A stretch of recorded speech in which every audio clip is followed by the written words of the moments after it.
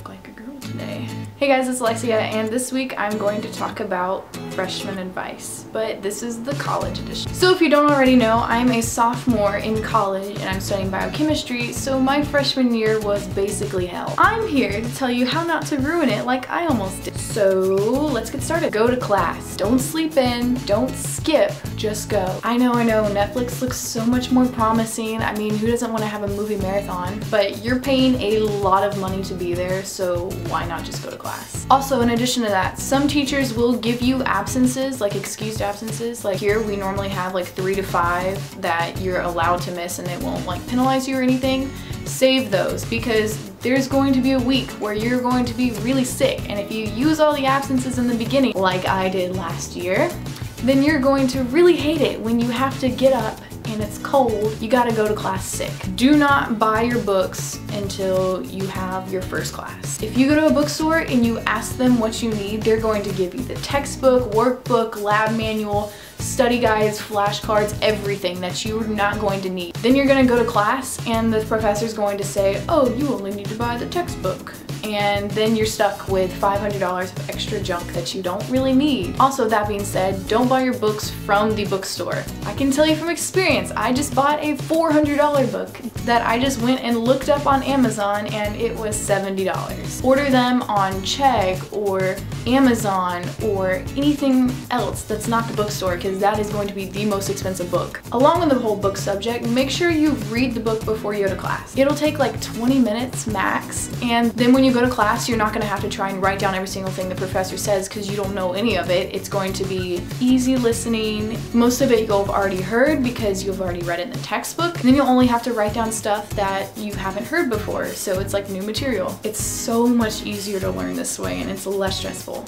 Speaking of stress, don't overload your schedule. I 100% did this. I listened to the schedule that they put on the website where it's like, if you're this profession, then you should take all of these classes your first year, Don't do it. Take mostly easy classes with one difficult class. College is a huge transition from high school and it's way different. Basically, all of your time becomes studying. You can't just get away with studying the night before the test and think you're gonna pass. The freshman 15 is a myth. I mean, granted, there are some ways that you can gain 15 pounds, like laying in bed watching Netflix all day, you know, eating some chips and Nutella. But if you don't do that and you're actively like out, then you're not going to gain weight. It's gonna be the same as it was during high school. Use the library.